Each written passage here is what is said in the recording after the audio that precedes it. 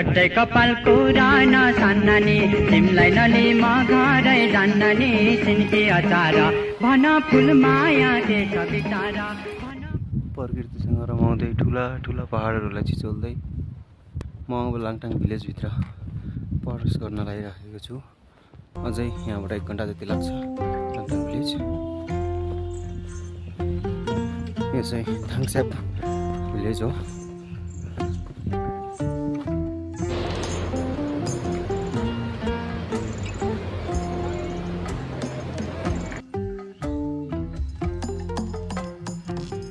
ट्रेकमा के हुन्छ भनेपछि मेन त सास फुलिने भयो होइन।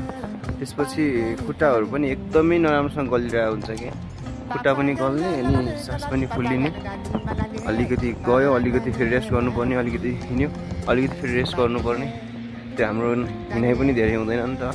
अब हामी हिँडिरहेको पनि हुँदैनौँ, एक्सर्साइजहरू पनि त्यति गरेर हुँदैनौँ, त्यही भएर हामी त्यति हिँड्न पनि सक्दैनौँ।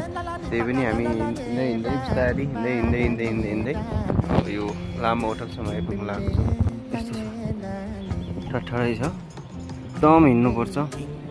सास त्यस्तै फुलिन्छ, खुट्टा त्यसै दुख्छ।